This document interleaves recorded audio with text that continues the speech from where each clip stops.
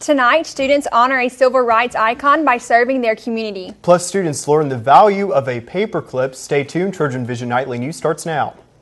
From the high-definition digital production center on the Troy campus, with news from Troy University locations around the world, this is TrojanVision Nightly News. Hello and welcome to TrojanVision Nightly News for January 22nd, 2013. I'm Caitlin Crow. And I'm Judson Garner. Thank you for joining us this evening. Yesterday was Dr. Martin Luther King Jr. Day, and Troy students had the day off, but that didn't keep some of them from doing work. And Deatra Montgomery tells us the work they did was in honor of the civil rights icon. From picking litter up around the community to visiting with senior citizens, many Troy University students took part of the Care for the Community Day of Service on Monday afternoon. Many volunteers sacrificed their class-free holiday to share their time and efforts to service projects around the city of Troy to honor the legacy of Dr. Martin Luther King Jr. It's the Martin Luther King Day of Service, so communities across the nation will be doing service and volunteerism in their communities, and so here at Troy we're just participating in that. Students had an array of projects they could take part of to help support the Troy community. We have 6, one with Habitat for Humanity, going to the College Center and working with some senior adults, as well as Noble Manor, which is a nursing home, going to Pike County Lake, and then going to Head Start and the Boys and Girls Club doing Martin Luther King Day activities. No matter if a student decided to pick up trash from Pike County Lake or create activities for children at the Boys and Girls Club, volunteers for the Day of Service stated that helping around their community is something they wouldn't want to miss out on. I just love community service. It's one of the things that I do weekly, so it's kind of natural to me to do these things. I feel great giving back to the community. I mean, Troy has given me so much, so to be able to give back and to come out and to lend a hand to everybody is just great. It really means a lot to the young community. I can remember when I was younger, and we had young people used to come do community service with us, and they remember it meant a lot. So it always feels good to do the same and give back. Seelan said that he was pleased with not only the turnout, but the dedication of the student volunteers who used the holiday to do good unto others. The Martin Luther King Day of Service, like their tagline is make it a day on rather than a day off. A lot of people could be sleeping, hanging out, but instead of doing that, they come out to contribute back to their community. It shows a lot about the students at Troy University. Deatra Montgomery, Troy TrojanVision News. And this was the second year Troy held a day of service in honor of Dr. Martin Luther King. As a part of Troy University's Year of Holocaust Remembrance activities, a project was held designed to stress the importance of the tolerance and respect for different cultures at a Tennessee middle school. Rachel Scarborough has the story.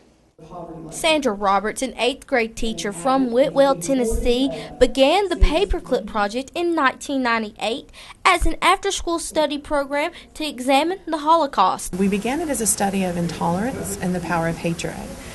Living in a rural community, we had very little diversity, and so it was important for us to prepare our kids for the future and prepare them for the real world. The initial goal was to collect 6 million paper clips, one for each of the Holocaust victims. To date, the students in Whitwell have collected more than 3 million paper clips and more than 30,000 letters from all 50 states, more than 50 foreign countries, and from all 7 continents. It was the most humbling experience to think that people would take their time out of their lives to help teach 13 and 14-year-old children from rural Tennessee, that they would actually tell us their history, to share their family stories with us. And it was so powerful for our children to read these letters, to build a sense of empathy. It was perhaps one of the most amazing learning experiences of my life. What does Roberts hope that the Troy University students got out of her lecture? I want the Troy students to decide what Troy is going to champion. I want them to be the most passionate students and to work towards changing the world and helping to create a world where unity and tolerance is going to be so powerful. The paperclip became the focus of the project when students discovered that Joseph Valor, a Norwegian Jew, was credited as having invented the paperclip and that Norwegians commonly wore them as a silent protest during World War II. Rachel Scarborough, Troy, TrojanVision News. There will be a community reception and a gallery lecture at 5:30 inside the Johnson Center for the Arts. Well, Judson, this week, one campus organization is taking some time to shed light on a problem that many might not be aware of. That's right, Caitlin. The International Justice Missions Organization is spreading the word about modern-day slavery. If you think slavery is just a term for the history books, well, think again. Modern slavery exists, and it's not just happening outside of America's borders. Highway 20, running from Birmingham to Atlanta, is the #1 trafficked highway in the United States, which runs in Alabama. The International Justice Missions, a nonprofit organization that's stationed in Washington, D.C., has a chapter at Troy University. This chapter is hoping to raise funds for missions to stop human trafficking. The victims are most commonly, but not limited to, young children and women who are forced into sexual activity. Today is Conversation Day, and what we're doing in here is basically seeing what people know about slavery, and then how we can better educate them on the truth about it. All week, the International Justice Mission will be handing out masks like these. Now, it's sort of an odd thing to hand out, but they're trying to deliver a point. It's showing people the face of slavery. There's so many things that I could tell them, so many statistics, but you can't really get people to understand until they've actually experienced for themselves, not necessarily being trafficked, but hearing from somebody who actually was. And students can get the opportunity to do just that. A slavery survivor will be sharing her story tomorrow. For more information on that and other events for Justice Week, students need to check their Trojan Today emails, which are sent out daily. And now taking a look at news from around the state. In Montgomery, one of Alabama's longest-serving legislators, former Democratic State Senate President Pro Tem Hinton Mincham of Union Grove, has died at just age 74. Direct Communications President Rick Hartzell, a friend of Mitchum, says the former senator died today after a long illness. And in Baldwin County, authorities say a man was killed when a crossbow in his back seat of his car was discharged. Investigators say the accident that killed 24-year-old Cade Davis happened in Baldwin County. Baldwin County Coroner Stan Vinson tells WALA-TV that the arrow traveled through his back seat and pierced his chest. And also in Montgomery, temperatures are expected to plunge into the mid-20s early tomorrow morning across much of northern Alabama, with freezing temperatures forecast for the central part of the state. Forecasters at the National Weather Service say Arctic air is in place over much of the nation, and temperatures are expected to be well below average over the next week. And still to come on TrojanVision Nightly News, 3 of Troy's finest took part in the Raycom All-Star Game this past Saturday. Justin McNelly will let you know how that went in sports. Plus, the last couple of months for lawmakers have been a bit dramatic. How will parties move forward for the next 4 years? Many of the challenges from last year are still on the table. Obama begins his second term with a revised agenda and the same divided Congress. I'm Randall Pinkston in Washington with the story coming up. It's not over. Japan still needs our help. This is not yesterday's news. It's happening now. Let's help. When you're finished with your food or beverage cartons, toss it in the recycling bin. Because every carton is recyclable and can be turned into useful paper products. When the contents are gone, let the carton live on. Recycle your cartons. We are America's swim team, united by goggle marks, dry skin, and webbed feet. Separated by seconds, bound by friendships. We have superhuman powers, superhuman lungs, superhuman strength, and we love that after the chlorine wears off and the water drains from our ears, we are still America's swim team. I am. I am. I am. I am. I am. We are America's swim team. From the high-definition digital production studios of Troy University, you're watching the award-winning TrojanVision Nightly News. Look at what's happening across the nation and around the world. We'll go to Caitlin Crow at the Global News Desk. Caitlin. Thanks, Judson. While Republicans are steering away from a fight with President Obama over the debt limit, GOP lawmakers don't like what they heard in the president's second inaugural address. Randall Pinkston has more from Capitol Hill. Crews are cleaning up from the inaugural festivities as Congress and President Obama get back to politics. The president laid out an agenda in his second inaugural address that will tackle gun control, immigration reform, and climate change. You can be sure it was confident and it was forceful because he believes we have to act. Republicans are already pushing back. One thing was pretty clear from the president's speech yesterday. The era of liberalism is back. But there's a truce in the battle over the debt ceiling. Wednesday, House Republicans are expected to pass legislation allowing the government to pay the bills for the next few months. Republicans made clear that it was not the right thing to do to play chicken with the full faith and credit of the United States. But this debt limit deal demands Democrats in the Senate do something they haven't done in 4 years, pass a budget. And it's incredibly disappointing, and in fact it blows my mind that the Senate Democrats have not been willing to do a budget when we're over $16 trillion in debt. The GOP initially wanted to use a vote on the debt limit to force Democrats and the president to agree to more spending cuts. Randall Pinkston, CBS News, Washington. Another shooting, this one at a college campus in Texas. At least 3 people were shot and police have 1 person in custody. Marley Hall reports from New York. Students at Lone Star College in Texas ran from campus buildings with their hands up. Right now the campus is obviously closed on lockdown. We've evacuated everybody. Police and first responders swarmed the grounds of the Houston area school after reports of shots fired. Some in camouflage gear, armed with heavy weapons. We do have, we believe, 3 people injured at this time. Again, we also have a person of interest that's being detained at this time. Students rushed down the stairs from upper floors. Saw 2 dudes basically get into altercation, and they basically, the dude that shot, he basically got angry, and start shooting the other guy. At least 1 person was put into an ambulance. Another was wheeled out on an office chair, but it's unclear if they were injured. You don't really think that the school that you're trying to get educated at possibly will end up in a death type of environment. Students were led to a parking area far enough away from the buildings while police continued searching the grounds. Marley Hall for CBS News. And that wraps things up from the Global News Desk. To see more stories from across the country and around the world, you can tune into Trojan Vision Global News right after the nightly news. Now back to you, Judson. Thanks, Caitlin. And now Justin McNally joins us for a look at sports. So, Justin, football season wrapped up back in November, but some Troy Trojan football players were in action this past Saturday. That's right. 3 of Troy's finest, who are trying to make it to the NFL. We're at center stage in the Cramden Bowl for the All-Star game up there. But I'll let you know how they did more here in sports. Right.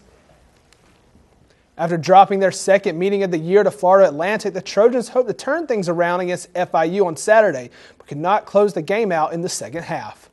The Trojans squandered an 8-point second-half lead and lost to the Panthers 61-55. After an 8-0 run to put the Panthers up by 1, the Trojans hit a quick shot to regain the lead, but that would be the last time. The Panthers finished the final minutes going 5 of 6 from the free throw line and took home the 6-point win. Emil Jones led the Trojans with 18 points and R.J. Scott finished with 11. Troy shot almost 39% from the field, but only managed 29% from the three-point line. Here's head coach Don Maestri with his thoughts on his team's performance. Played great, led the whole game, was up 6 points with a couple minutes left. Had a few unfortunate things happen, a couple calls didn't go our way. A couple fouls where we may have gotten to the foul line and maintained that lead didn't go our way, and it was just a real disappointment to lose a game that we really outplayed them for 38 and a half minutes. The Trojans will take to the court again on Thursday as they take on Arkansas State. That game will tip off right after the women's game. Speaking of the women's, they were looking to end their season-high 6-game losing streak. They played a tough game against FIU but failed to the Panthers 82-76. A couple of days removed from its 31-turnover effort, the Trojans cut the number down to 13. But it still wasn't enough. Joanna Harden had a season-high 33 points with 24 of them coming in the second half. Jasmine Pitts added an additional 10 points. Troy tied the game up with just under 6 minutes remaining after being down by as many 10 points in the second half, but could not overtake the lead from the Panthers. Troy had another impressive shooting performance as they shot over 44% from the field, but were out-rebounded by the Panthers 44-37. Head coach Shanda Rigby, though disappointed with the outcome, was impressed with her team's performance. Well, we had a long trip. We were in South Florida for almost a week. Didn't come out with a win, but we made some great strides. We felt like we were making great progress before Christmas. When we played University of Alabama before Christmas, we almost beat them. And this week in South Florida, we had games like that we showed a lot of progress. Home on Thursday as they will play host to the Red Wolves. Tip-off is set for 5:15. And the Trojan women's tennis team had a tough weekend against some nationally ranked opponents, but they were able to take home a key victory. The team of Carolyn Greimel and Lubov Dorofieva defeated Georgia's #1 doubles team 8-7 in a tiebreak. And the duo of Hannah Toro and Anya Kosovic narrowly defeated the Bulldogs' #2 team as they fell in a tiebreak 8-7. The Trojans continued action on Sunday but failed to win a set the entire day as they dropped all 6 singles matches to the Bulldogs. The women's team will be back in action on February 2nd as they travel to Arkansas to take on UALR. And while it was not the ending to the season they had hoped for, some Trojans got the opportunity to strap up their gear one more time before Pro Day. Danielle Percival has the story. Saturday, some of the biggest names in college football from across the nation were in Montgomery for the inaugural Raycom College Football All-Star Classic, and the Troy Trojans were represented.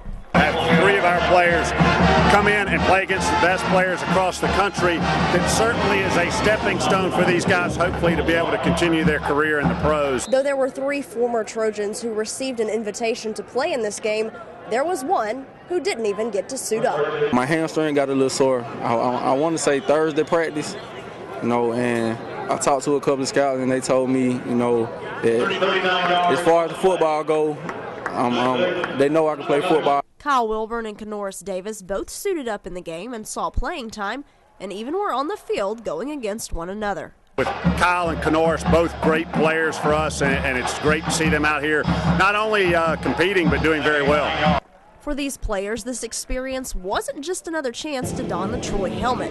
They were also gaining experience at the pro level.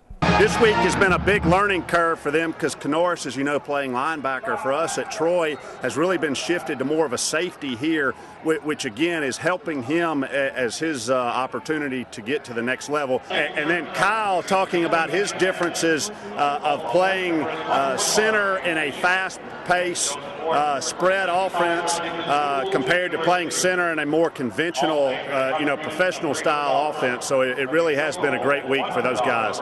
Danielle Percival, Troy, TrojanVision Sports. And Pro Day for those seniors heading into the draft will be March 4th at 1 o'clock at Veterans Memorial Stadium.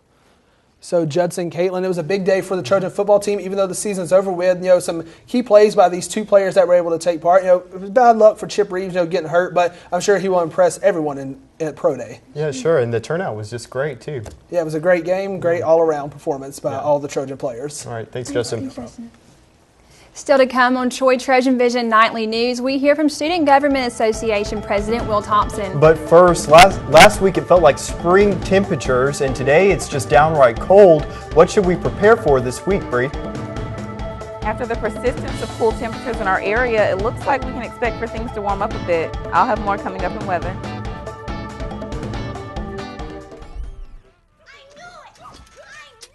Oh, this isn't good. I was a gift from him to her. I'm going to the animal shelter, which isn't necessarily bad. I just hate the stigma associated with shelter pets. People will think I bite or that I spray everywhere. They're the ones with problems. I'm totally fine. Adopt me, you'll see. I'm gonna go pack. I can't even believe you. And she has a mustache. Take my hand and start a brand new day. Underneath everything we are all people. And when we reach out a hand to one, we can influence the condition of all. That's what it means to live united. Troy has many organizations here on campus that just give you the opportunity to find your niche here, to find your home, to find your passion. On campus or online, Troy offers you the hands-on experience you need to pursue an exciting career in communications and journalism. Troy University. From the high-definition digital production studios of Troy University, you're watching the award-winning Troy TrojanVision Nightly News. Sanders joins us for a look at weather. So, Bree, I noticed today it was a little bit colder and it's been back and forth, all week. What can we expect the rest of the week and tomorrow? Well, even though we've seen these very cool temperatures in our area, it looks like as we head throughout the rest of the week, those temperatures are going to be warming right back up. But I'll get more into that in just a moment. First, let's take a look at our campus snapshot. Right now on campus, we see that the sun is setting perfectly over Bibb Graves right now. So if you're headed to class or headed home from work, be careful outside. It's very cool. Make sure you have that jacket on hand with you.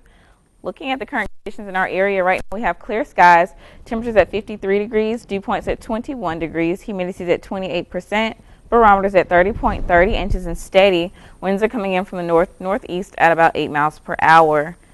Today's stats, we had a high today of 55 degrees, a low of 32 degrees. There was no rain in our area. The sun rises at 6:45 a.m. and it already set at 5:06 p.m. Looking at our temperatures around the state, overall we're experiencing a lot of different temperatures right now. Mobile coming in with a high at 56, Huntsville with the low at 39, Birmingham at 44, Montgomery at 51, Troy at 53, Phoenix City at 51, and Dothan at 54. Temperatures around the southeast on average, the state is experiencing mid-40 degree temperatures right here in the Birmingham area. But as we move throughout the rest of the southeast, those temperatures change significantly. South Carolina experienced 50 degree temperatures. In North Carolina, almost a 13 degree difference right there at 37. Our temperatures around the United States here, as we take a look at California, they're experiencing some 60 degree temperatures, a lot warmer than what we've been looking at lately. States such as Idaho and Utah in the teens right now. Departure from normal, as we take a look at the West Coast over here, they're about 10 to 20 degrees warmer than what they've normally been experiencing or what they would normally see around this time of year. But as we move back to the east side of the map over here, they're about 22 degrees cooler in their area, in the Michigan area here, even in the teen digits there as we head into Montana right now. But as we take a closer look at our current surface map, we have a lot of high pressure systems touching through the mid parts of the states right now, a lot of stationary fronts coming through. But looking closer at our state, nothing too much going on. A few light winds in our area, a few high pressure systems right now.